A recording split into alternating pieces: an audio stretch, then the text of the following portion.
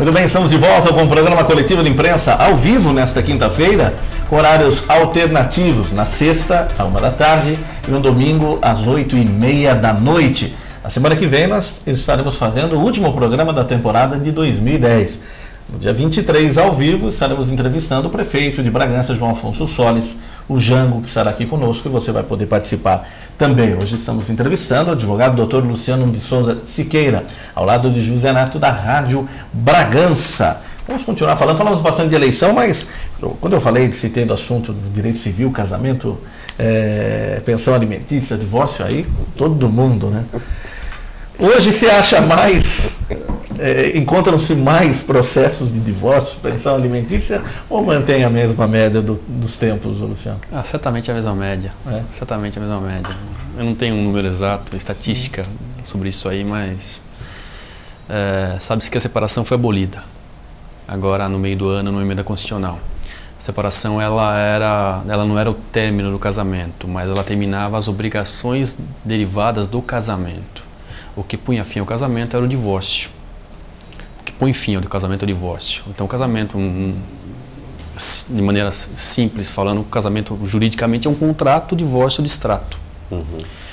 E com a abolição da separação, que era o meio caminho antes do distrato, acredito que vai ter um aumento significativo das ações de divórcio.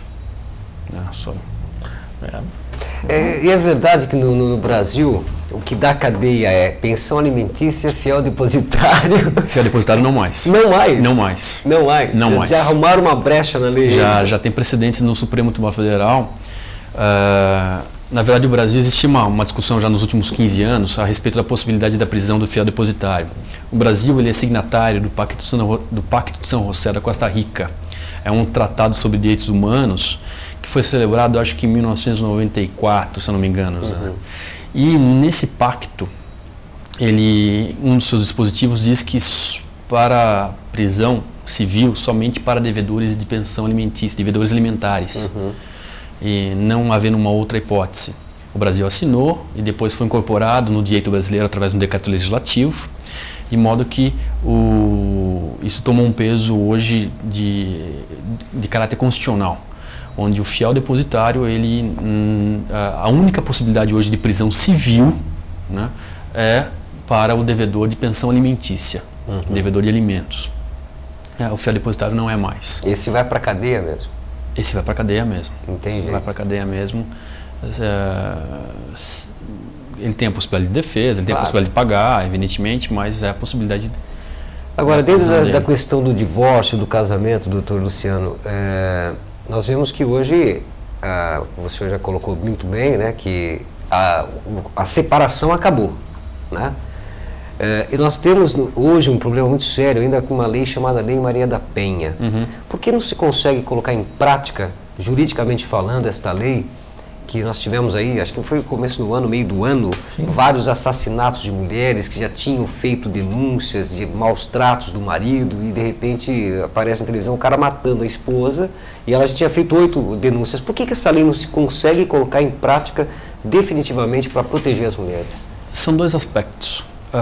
Toda vez que a gente tem uma mudança legislativa, isso no aspecto da Lei Maria da Penha, citando como exemplo, você necessita um amadurecimento institucional para que a lei produza os efeitos efetivamente como foi desejado pelo legislador. Toda vez que se muda uma lei, toda vez, o Código Civil, quando se introduziu o Código de Defesa do Consumidor há 20 anos atrás, quando nós tivemos a nossa Constituição há 22 anos atrás, em 1988, ou seja, uma lei ela passa por um processo de amadurecimento para que ela seja efetiva, ela seja efetivada, até para que os operadores do direito, advogados, delegados de polícia, promotores de justiça, procuradores e juízes amadureçam um entendimento a respeito do que deve ser aplicado. Tá? Então isso necessita um tempo. Tá? Não é automático, não é apertar um botão, promulgar a lei e fazer com que ela atinja todos os seus objetivos. A Lei Maria da Penha é um avanço, até pela própria história da sua origem, né? O nome da defensora desse projeto, né? Enfim, E outro problema, outro aspecto é que o Brasil, um problema brasileiro não é legislativo. Nossas leis não são ruins. Pelo contrário, hoje nós exportamos leis. Tem países que copiam nossos sistemas legislativos. Para você, por exemplo, o nosso Código de Defesa do Consumidor é uma lei muito bem elaborada. Sem dúvida. Muito bem elaborada. É outro divisor de águas no direito. Sem dúvida. O Chile copiou o Código de Defesa do Consumidor brasileiro. Se não me engano, 2 ou 3 países da Ásia também copiaram, utilizaram como base as ideias consumeristas brasileiras. O nosso problema é institucional. As nossas instituições elas não acompanham pela própria deficiência do Estado. Deficiência humana, deficiência de material, deficiência de pessoa, deficiência de verbas, para que o objetivo do legislador seja atingido. Quando essa lei surgiu, Antônio Carlos, eu achei que seria um avanço, porque o Estado de São Paulo foi o primeiro que começou com as delegacias da mulher, né? Verdade. Aqui no Estado de São Paulo. Verdade. Se não me engano, foi com o Franco Montoro ou com... Acho que foi o Franco Montoro. Quércia. Não me lembro. Acho que foi o Quércia ou o Franco Montoro, que começou a instituir as delegacias da mulher. Verdade. Quando veio a Lei Maria da Penha, eu achava em mim que teria uma estrutura já para que essa lei fosse aplicada já definitivamente e fosse cumprida. Mas estava pronta. Porque a estrutura veio, na minha opinião, né? Mas agora com a explicação do Dr. Luciano eu já fiquei um pouco... Mas mesmo assim precisamos, até para brincar um pouco direito, será que não vão lançar aí a lei Zé da Penha? Porque tem marido que apanha de mulher. Agora já mudou, né? Mudou um pouco aí. É terrível. Mas a importância da delegacia da mulher para o cumprimento da Lei Maria da Penha é fundamental. E faço um parênteses aqui, viu, José Neto? Bragança é muito privilegiada nesse aspecto. Doutora Simone Tiozzi. Nossa, é uma delegada sensacional. É uma pessoa, uma profissional ímpar. É uma delegada de polícia que desenvolve uma atividade na Delegacia de Defesa da Mulher há muitos anos. Há tempos, né? De maneira efetiva, de maneira eficaz, né, com amor, com valores e certamente episódios como esse que você citou, tenho sérias dúvidas que aqui aconteceria. Eu entrevistei, conversei muito com a doutora, ela me disse que ainda no Brasil, né, as mulheres ainda resistem em fazer a queixa, né, contra o companheiro, contra o marido, que hoje em dia não precisa ser casado para ter os direitos, né? Então ainda tem muitas mulheres que temem, né, fazer a denúncia. E é importante a denúncia, né, doutor? Verdade. Tem um aspecto sentimental muito grande envolvido. A mulher ela é oprimida desde os tempos. Às vezes para a preservação da família, para a preservação de filhos. São valores bastante complexos que envolvem uma situação como essa. Sim. Aí que entra o poder público, né? Que deveria ter casas de custódia de crianças e de mulheres vitimadas. Luciano, em relação à pensão alimentícia, o que a gente poderia orientar, sobretudo aqueles jovens hoje, que eles têm a sensação da impunidade nesse sentido? Quer dizer, eles saem com a menina, ela fica grávida, eles têm a responsabilidade dos filhos, mas eles falam, olha, ou eu estou desempregado, eu não tenho nada a ver com isso. Qual a orientação e o alerta que você daria para essa juventude que está assim? A primeira é use camisinha. A segunda é procura advogado. A primeira. Se cuide. É muito importante você ter tocado nesse assunto, Antônio Carlos. Não é o fato do menino, do genitor ali, ele engravidar uma menina, uma mulher, e pelo fato de ele não ter um emprego, não ter um trabalho, ele não tem uma responsabilidade alguma. A responsabilidade alimentar, ela transfere para os ascendentes. Então, se ele tiver um filho, o seu pai, quer dizer, o avô da criança, se ele não tiver condições econômicas de suportar a manutenção dessa criança, essa obrigação transfere-se ao avô, à avó, né? Enfim, e fatalmente legal, vai recair sobre ele. Ou o tutor legal, né? O tutor legal do jovem. Enfim, ele não tá imune a isso, a essa obrigação, né? Mas não só bem rápida nesse sentido. Você é a favor da redução da maioridade penal? Sou. Já respondeu.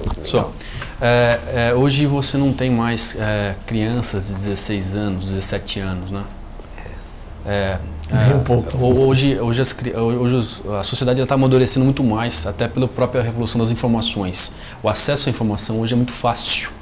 Né? A internet é um fenômeno nos últimos 15, 17 anos. Eu fiz essa intervenção porque cai bem na pergunta do Antônio Carlos, quer dizer, um jovem de 16 anos que, entre aspas, não tem responsabilidade, né? Acaba tendo com a redução penal, né? Verdade. E podendo ser até... Verdade. Né? Você sabe que o jovem ele pode votar com 16 anos, ele pode cometer um crime eleitoral. Verdade. Ele pode cometer um crime eleitoral, uma boca de urna, enfim, sei lá. Não fale muito alto. E ele não ser responsabilizado criminalmente. Hoje nós temos jovens de 16, 17 anos que são arrimo de família. Sim. Sustentam pais. Nós temos jovens nessa idade que são empresários. Sim. É evidente que são exceções, até bem-sucedidos, mas existem isso aí. Hoje tem... eu, por exemplo, eu entrei na faculdade com 17 anos. Eu passei no vestibular na faculdade de Direito com 17 anos. Ou seja, uma pessoa hoje de 16, 17 anos, ela é plenamente amadurecida. Coisa que no passado exigia-se os 18, os 21 até anteriormente, né? Existe um estudo envolvendo isso aí e tal, enfim, para definir essa data, né, 18 anos, mas a sociedade amadureceu. Hoje não seria nada injusto a maioridade penal descer para os 16. Uma pergunta interessante também nesse sentido, Antônio Carlos, a questão da emancipação do jovem. Explica um pouquinho para a gente o que significa isso para o jovem, né, que é emancipado pelos pais. Qual o significado, quais são as responsabilidades que esse jovem assume com isso? Ótimo. É uma antecipação da maioridade. A maioridade ela acontece naturalmente aos 18 anos completos, a maioridade plena. A emancipação ela só é permitida a partir dos 16 anos, é um ato dos pais ou de um dos pais, o pai ou a mãe. Né? Isso faz com que se antecipe a maioridade civil, não penal. Porque tem o ECA, né? Exatamente. A maioridade civil, ela é antecipada, de modo que esse jovem ele está plenamente apto, após a emancipação, a praticar atos da vida civil. Pode realizar negócios, comprar, vender, pode construir empresas, pode, enfim, sem ter a participação de um genitor, de uma genitora. Tá? Agora, no aspecto criminal, isso não interfere em absolutamente nada. Ele continua sendo adolescente. Ele continua sendo adolescente, ele continua sendo criminalmente inimputável. Um contrassenso isso aí? Total, absoluto, verdadeiro.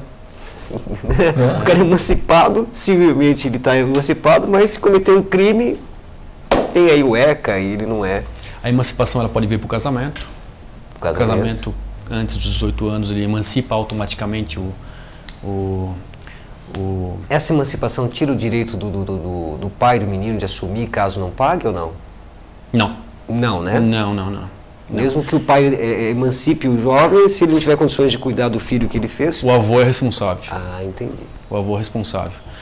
O direito ele determina que os parentes eles devem uma assistência material, porque se a família assim não fizer, mais um para o Estado tutelar. E o Estado brasileiro não tem. Entendi. Né? É mais um para serrar as filas da Previdência ou de secretarias de assistência social de município, enfim, essas coisas. Cabe aos familiares, dentro da possibilidade de sustento, auxiliá-los. Isso transfere para irmãos, para tios. Entendi. Para os tutores legais, né? Não é muito comum, mas é possível. É possível. Porque às vezes é bom explicar isso, sabe, Antônio Carlos? Porque tem muita gente que fala, vou pedir uma emancipação do meu pai, mas existem responsabilidades em cima disso e ele explicou muito bem o que significa, o que isso acontece para o jovem. Acho que é bacana. A Tabata estava fazendo uma pergunta aqui, nós estamos falando de pensão alimentícia. Ela diz o seguinte, quando que ela deve procurar um advogado? Já no primeiro mês que atrasa, no segundo? Qual que seria? No primeiro mês. Já no primeiro? No primeiro mês. Esse assunto de esperar 3 meses aí é folclore popular. É folclore popular. Atrasou, no dia seguinte você já pode interpor uma ação de execução de pensão alimentícia. Enfim, ele já é inadimplente, já é devedor.